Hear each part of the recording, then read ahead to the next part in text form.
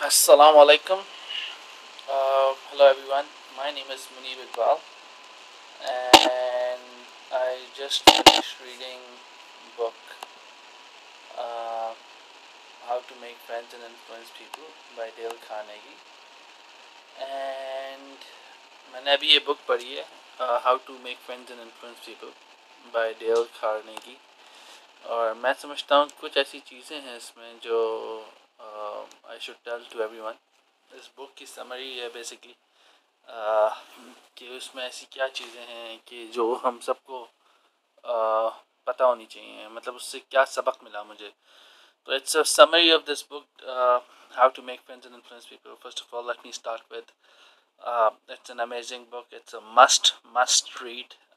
Everyone should read this. Everyone should read this. I again emphasize because ये बहुत ही उम्दा book है, बहुत ही अमेजिंग बुक है.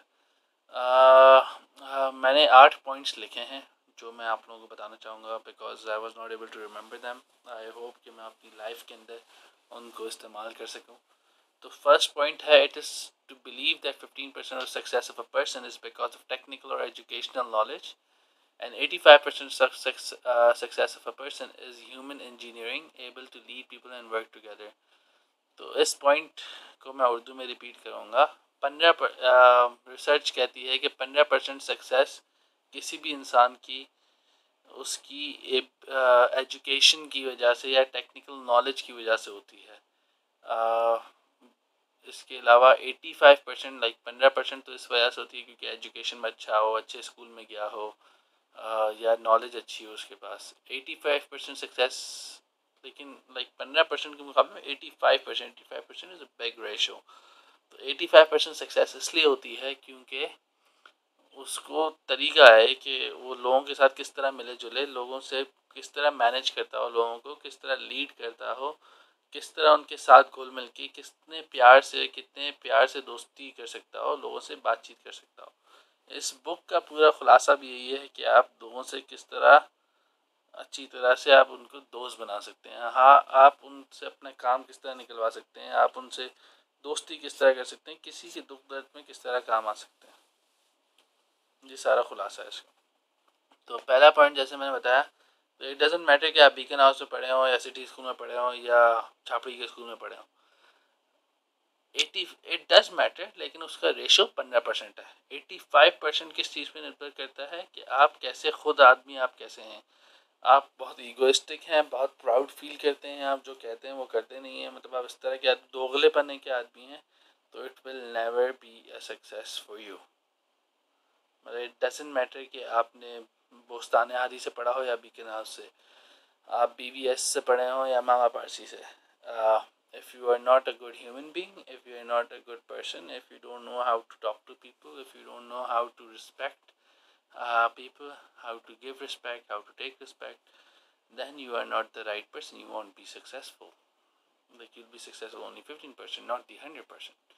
Coming back to the second point, which is research. Again, research. इस book में बहुत सारी रिसर्चेस के बारे में बताया गया है क्योंकि जो राइटर हैं, he is very knowledgeable, he has gone through everything. So उन्होंने अपनी लिहाज से एक अच्छी सी बुक बना के दी जिसमें से मैंने ये पॉइंट्स उठाए. Research. Second point, research shows people prime interest in life is health and second is people relationship. तो लोगों, रिसर्च ये बताती है कि लोगों का जो प्राइम फोकस होते हैं, लोगों को जो असल मकसद है ज़िंदगी में, जिसके बारे में वो ख्याल रखते हैं, जिसके बारे में उनको परवाह है, वो परवाह उनकी है हेल्थ. सबसे पहला उनका जो टारगेट होता है वो हेल्थ होती है कि उसकी हेल्थ के बारे में वो परेशान होता है. सेकंड उसका जो होता है वो उसकी रिलेशनशिप होता है. तो अगर मुझे, जैसे फॉर एग्जांपल, अगर हम में से किसी को भी हेल्थ का कोई इशू होगा तो हम दुनिया की हर चीज़ छोड़ के प्रायोरिटी हमारी हेल्थ होगी. और सेकंड रिलेशनशिप होती है. यानी अगर मेरे वाले साहब ने मुझे कुछ कह दिया तो that is more prioritize for me than by being said by any friend. मतलब अगर कोई मुझे दोस्त बोलेगा कि यार मुझे ये कर दे, वैसा अगर उसी टाइम पे मेरे वालिद साहब को मेरी ज़रूरत पड़ेगी या मेरी बहन भाइयों को मेरी ज़रूरत पड़ेगी, तो वो प्रायोरिटी पे आ जाएगा. दोस्ती प्रायोरिटी सेकंड पे आ जाएगी। इसी तरह अगर मेरे दोस्त ने कुछ बोला और किसी अननोन आदमी ने मुझे बोला तो वो प्रायोरिटी बाद में चली जाएगी। तो रिसर्च ये बताती है कि लोगों के अंदर, इंसान को, ये दो मेन हाईली फोकस्ड एरियाज होते हैं। पहला हेल्थ, दूसरा रिलेशनशिप। तीसरे पे आते हैं, flattery and criticism only kills the person rather than helping him.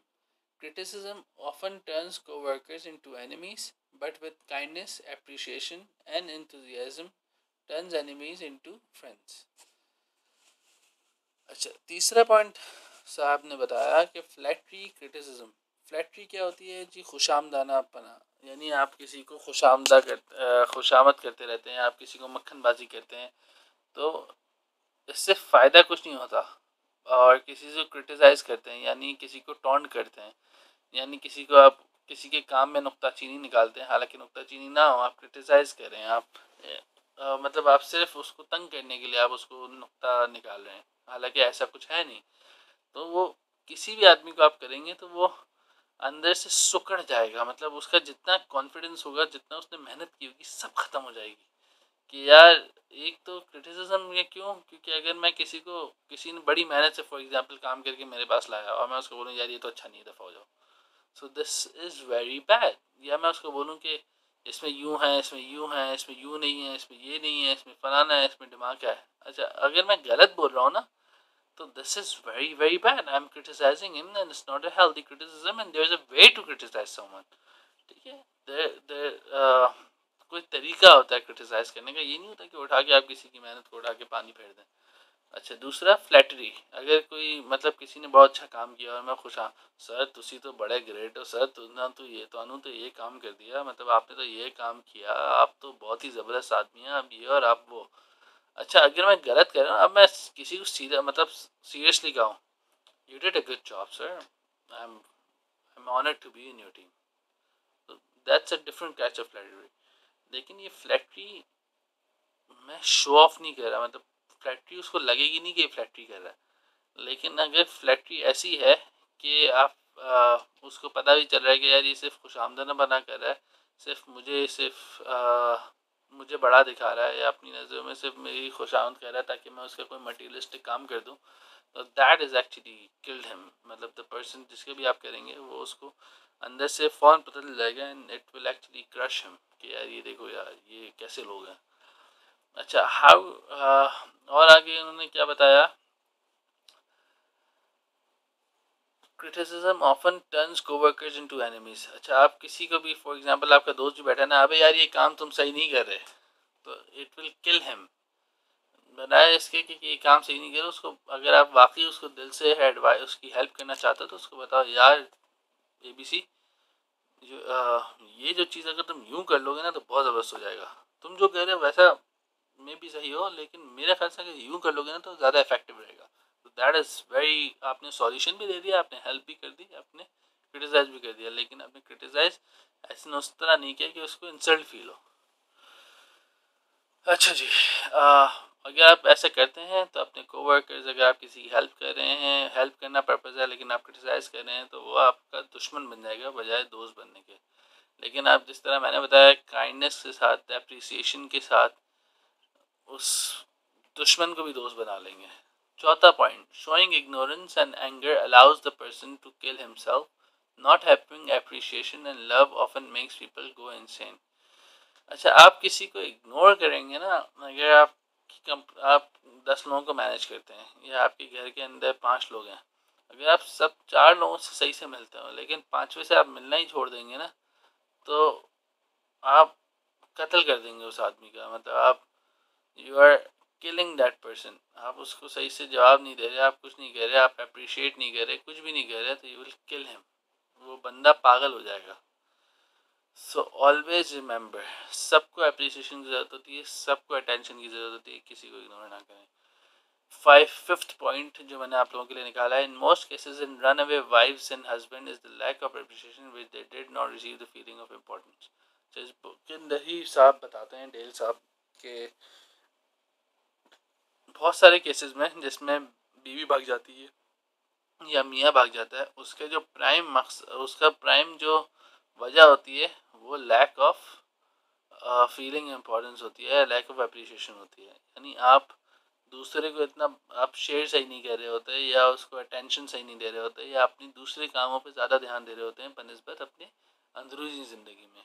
तो मोस्ट ऑफ द केसेस में जो बीवी भाग जाती है, मियाँ भाग जाता है, उसकी वजह यही होती है कि आप उसको पूरी अप्रिशिएट नहीं कर रहे होते, उसके काम को, उसकी मेहनत जो आपके लिए करते हैं, जितना भी टाइम निकलता है ही और शी, वो आप उसको प्रॉपर्ली अप्रिशिएट करें, उसको अटेंशन दें, उसको इसको इम्पोर्टेंस दें कि यार ये इसने काम किया है, उसको अच्छा इम्पोर्टेंस दें तो दें, और उसको बताएं भी, ताकि उसको ये पता चले कि यू आर अप्रिशिएटिंग हिम, आप उसको इम्पोर्टेंस दे रहे हैं। हमारे यहाँ मोस्टली ये होता है कि आप इम्पोर्टेंस तो दे देते हो, बट आप समझते हो कि आप इम्पोर्टेंस दे रहे हो, आप कहते नहीं हो। आपको ऐसा लगता है, आप कहने में शर्माते हो, या आप कहने में आपको फील होता है कि यार मैं उसको जता रहा हूँ क्या, लेकिन you have to actually tell people कि हाँ जी, बहुत बहुत शुक्रिया। Coming back to my 6th point, what do most people want? A telephone company researched on human conversation, and the result is that the word I, or to refer to as me, was frequently used over 2,900 times in 500 calls. In this, people mostly think what they want rather than to what other people want. अच्छा जी, एक telephone company की research से पता चला, conversation जो उसके telephone company की वो कन्वर्जेशंस उठाई और उसको रिकॉर्डेड कन्वर्जेशंस को सुना, तो पता चला कि आई और मी को ज़्यादा यूज़ किया गया है, 2900 दफ़ा यूज़ किया गया है। तो इससे ये पता चला कि लोग ज़्यादातर इंटरेस्टेड होते हैं अपने बारे में बताने के, आई या मी, अपने बारे में सुनने के लिए या अपने बारे में बताने के लिए।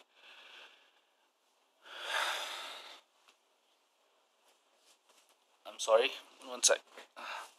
अच्छा जी, तो कमिंग बैक, 6 पॉइंट में क्या था, जैसे 2900 कॉल सुनी उन्होंने, और लोग ज़्यादातर इंटरेस्टेड होते हैं आई या मी के बारे में, यानी अपने बारे में बात करने के लिए, बजाय किसी और के बारे में बात बताने के लिए या सुनने के लिए। अच्छा, कुछ और बहुत ज़रूरी पॉइंट्स मैंने इसमें पकड़े इस बुक के अंदर, जो आप मतलब प्रिंसिपल हैं कि अगर आपको किसी का भी दोस्त बनना हो, या किसी भी आदमी का पक्का दोस्त जिगर बनाना हो, या किसी को भी फ्रेंड बनाना हो, तो ये 6 पॉइंट्स हैं। पहला है, become genuinely interested in other people.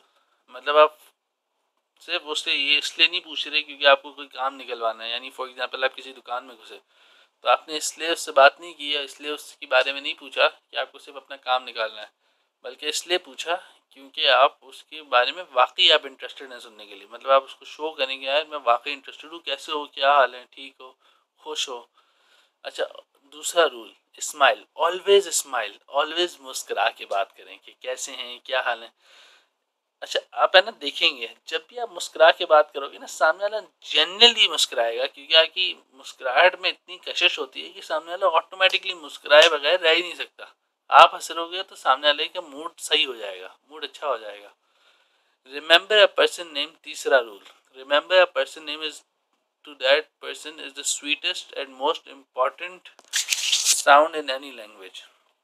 अच्छा, कल मुझे अगर कोई अंगोरा आता है, बोलता है मोनेब मुनीब, तो मतलब मुझे एक खुशी होगी, यार देखो एक गोरा है, मतलब गोरा होके वो मेरे नाम से, तो इस बात से ना डरें कि आप किसी और फॉरेन लैंग्वेज के नेम को पुकार रहे हैं तो आप गलत पुकार लेंगे। The guy will correct you, और गाय और girl will be more than happy to hear it from your mouth. Second, हमेशा नाम याद रखें, इम्पोर्टेंट सिर्फ गोरे और उसकी नहीं है, ये तो खैर तो इसमें एक एग्जाम्पल मैंने लिखा था तो मैंने आपको बताया, बट जो सबसे इम्पोर्टेंट है ना, आप कहीं पे विजिट करें और फिर आप नेक्स्ट टाइम विजिट करें और आप उस बंदे को उसके नाम से पुकारें, वो इतना खुश होगा, इतना खुश होगा, या बंदी को उसके नाम से पुकारें तो इतना खुश होगा कि यार that person actually remembers my name. तो just imagine the happiness of that person कि यार देखो उसको याद है। यानी आप किसी को वेटर के नाम से नहीं बुला रहे, आप अपनी डेली लाइफ में देख लें, आप किसी रेस्टोरेंट में खाना खाने जाते हैं, आप किसी को उसके वेटर के नाम से नहीं पुकार रहे, बल्कि आप बोल रहे हैं अरशद भाई बात सुनिए, तो अरशद भाई विल भी, अरशद भाई जान दे देंगे आपके लिए काम करने में। अच्छा जी, आगे बढ़ते हैं। Be a good listener, encourage others to talk about themselves. आप अपने बारे में बात ना करें ज़्यादा, आप सामने वाले से बात करें, सामने वाले से निकलवाएं कि उसको क्या, उसके बारे में बात करें, अपनी ज़िंदगी के बारे में देखें। क्यों? अभी जो ऊपर बताया, लोग ज़्यादातर इंटरेस्टेड है अपने बारे में बात करने के लिए, अपने बारे में बताने के लिए, ना कि किसी और की ज़िंदगी में। तो अगर आपको दोस्ती करनी है, अगर आपको जीतना है किसी को, तो क्या करना पड़ेगा? आप उस आदमी के बारे में बात करें, उनके बारे में बात करें बजाय इसके। और ऐसी बात नहीं करें कि आप सिर्फ शो ऑफ करें, सिर्फ पूछ के आपने एहसान किया है, बट सीरियसली बात करें उसको, मतलब आप उसके बारे में जेन्युइनली इंटरेस्टेड हो कि हाँ जी बताओ की हाल है, और उसके बारे में उससे पूछें, उसके बारे में बात करें, उससे निकलवाएं कि वो क्या चाहता है ज़िंदगी में, क्या करना चाहता है, and help them in the way you can. Be a good listener, not just a be speaker. अच्छा जी, fifth, talk in terms of other people interest. Talk in terms of others people interest, ये मेरा ख्याल है कि आप उनके, मतलब उनके फुट में रह के बात करें, उनके लिए बात करें, और उन उनका जो भी मकसद है ज़िंदगी में, उसके हवाले से बात करें। ये वही बात है जो मैंने अभी बताया था, be a good listener, encourage others to talk about themselves. ये इसी में मर्ज कर दें। पहले मैं बेसिकली उसमें गुड लिसनिंग की बात कर रहा था कि लिसन ज़्यादा करें, इसमें है कि आप उसके बारे, मतलब उसके शूज़ में रह के बात करें, उससे निकलवाएं कि वो क्या चाहता है, ना कि आप अपनी बातें करते रहें। छठा पॉइंट है, make the other person feel important and do it sincerely. ये भी मैं थोड़ा सा बता चुका हूँ, थोड़ा सा कह चुका हूँ मेरे पिछले पॉइंट्स में, कि make the other person feel important and do it sincerely. कि आप उसको, जैसे कि मैंने बताया, कि उससे निकलवाएं, उसके इंटरेस्ट के बारे में बात करें, ना कि अपने इंटरेस्ट में। उसको ये बताएं कि तुम इम्पोर्टेंट हो, ना कि मैं। फॉर एग्जाम्पल, अगर मैं किसी होटल में जाता हूँ, किसी वेटर से बात करता हूँ, तो मैं उसको ये बताऊँ यार तुम बहुत अच्छा आदमी, उसको हक करूँ, हक करूँगा, कहाँ से कहाँ पहुँच जाएगा, मतलब उसकी कितना अच्छा फील करेगा। और उसको हक करूँ, उसको काट दूँ, कितना खुश होगा वो कि यार द गाय इज़ मेकिंग, मतलब मैं उसके लिए इतना इम्पोर्टेंट क्यों, मुझे काट दे रहा है, मुझसे दोस्ती कर रहा है, मुझसे बात कर रहा है, मुझे हक कर रहा है। तो make him feel important and do it sincerely. अच्छा जी, कमिंग बैक, ये जो 6 रूल्स मैंने आपको बताए, कौन सा? Become genuinely interested in other people, smile, always smile, remember the persons name, नाम से बात करें, नाम से बोलें, चाहे वो फॉरेन नाम हो या लोकल नाम हो। Be a good listener, talk in terms of other people's interest, make the other person feel important and do it sincerely. ये 6 अगर आपने किसी भी कन्वर्सेशन में करे तो you are the winner, you are 99% the winner. 7, argument. अच्छा, जो मैंने पहले पॉइंट चल रहे थे उसी में कंटिन्यू करते हैं। 7th पॉइंट है argument. Only way the to best win with the argument is to avoid it. आप नॉर्मली क्या करते हैं, हमारे यहाँ कोई कुछ बोलता है कि तुम गलत हो, तो आप जस्टिफाई करना शुरू कर देना, हाँ जी ये वो फलाना मगा etcetera etcetera, which is all useless. आप सारी ये जो बातें करते हैं, that is all which you should not से। बेस्ट वे क्या होता है अकॉर्डिंग टू साहब ने बताया, अवॉइड कर दें। क्योंकि फाइटिंग करने से या काउंटर आर्ग्यूमेंट से कुछ नहीं हासिल होता, सिर्फ टाइम वेस्ट होता है, सिर्फ टाइम वेस्ट होता है। अब उन्हीं के अल्फाज में बताता हूँ कि क्या तरीका होना चाहिए। मेरे ख्याल से ये तरीका होना चाहिए कि आप अवॉइड करें इस तरह कि आप बोलें कि हाँ जी आप बिल्कुल सही हैं। जैसे ही आप ये बोलेंगे हाँ जी आप बिल्कुल सही हैं, सामने वाला सुनने को तैयार हो जाएगा। आप आर्ग्यूमेंट करेंगे ना तो सामने वाला कभी भी तैयार नहीं होगा कि आपकी वो सुने। अगर आपने बोला, अगर फॉर एग्जांपल उसने बोला कि यार तुमने गलत पार्क किया, तो आप अगर उसको ये बोलेंगे, मतलब किसी ने मुझे बोला कि आपने गलत पार्क किया, तो मैं कभी उसको ये आगे, मैं उसको ये बोलूँगा कि भाई तुमने गलत सीखा है। मैं सुनने को तैयार ही नहीं हूँगा कि मैंने गलत पार्क किया। ठीक है, क्योंकि आर्ग्यूमेंट है ना, आर्ग्यूमेंट है। इससे बेहतर ये है कि मैं बोलूँ अच्छा जी बहुत बहुत शुक्रिया, थैंक यू सो मच कि आपने मुझे हाईलाइट किया। अब वो सुनने को तैयार हो जाएगा। वरना अगर मैं ये बोलूँगा कि तुम्हारी गलती है, तुम्हें सीखा नहीं है, तुम क्या बताया, तुम अभी बच्चे, तुम मुझे बताओगे कि किस तरह पार्क करनी है, तो वो भी एक सुनने को तैयार ही नहीं होगा, वो यही बोलता रहेगा तुमने गलत पार्क की है। बेटर इज कि हाँ जी आप बिल्कुल सही कह रहे हैं, मुझे ये बताएं, let's go through the facts. Facts क्या हैं? फैक्ट्स को सामने रख के बात करते हैं कि किसकी गलती है, क्या है। फैक्ट्स को बात करेंगे तो हमारे लिए, दोनों के लिए आसानी होगी। अब यहाँ पे मैंने लिखा है कि उसमें क्या बेसिकली क्या है। मैंने इस पे पूरी लाइन लिखी है, मैं पढ़ के सुनाता हूँ. By fighting you never get enough, but by yielding you get more than you expected. Try to think through in others person point of view to avoid an argument even. अच्छा, उस बंदे के पॉइंट ऑफ व्यू से सोचो वो ऐसा क्यों कह रहा है.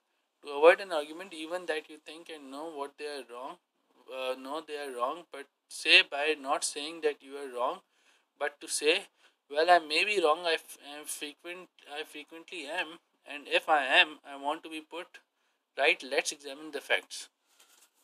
तो वही बात है जो मैंने कही, लेकिन डिफरेंट वे से और अच्छी तरीके से. यानी आप उसके पॉइंट ऑफ व्यू से सोचें कि वो ऐसे क्यों कह रहा है 1 मिनट के लिए, और उसको ये बोले कि I may be wrong, you may be right. मतलब मैं गलत हो सकता हूँ और मैं फ्रीक्वेंटली होता हूँ, लेकिन चलें इस आर्ग्यूमेंट को साइड पे रखते हैं. लेट्स सी कि मैं किस तरह रॉन्ग हूँ या क्या है, फैक्ट क्या है. फैक्ट के लिहाज से बात करते हैं तो वो खुश भी होगा, आपका दोस्त भी बन जाएगा. 8वां point, be sympathetic to other peoples ideas and desire. अगर कोई आपके पास कोई आइडिया लेके आता है तो आप उठा के उसको रद्द ना कर दें कि यार छोड़ो तुम क्या आइडिया लाओगे, या फ़ौरन इग्नोर ना कर दें. उस अगर कोई ख्वाहिश लेके आता है कि सर मुझे ये करना है एंड आप मेरी हेल्प करेंगे, तो आप फ़ौरन ही उसको इग्नोर ना करें, बल्कि सी कि आप किस तरह उस आदमी की हेल्प कर सकते हैं. Help that person. That's it for today. बहुत बहुत शुक्रिया आपका सुनने का. That was the review I gave for Dale Carnegie book, How to Win Friends and Influence People. I hope you like it, and जिस तरह मैंने इससे बहुत कुछ सीखा, आप भी इससे बहुत कुछ सीखेंगे. Thank you so much.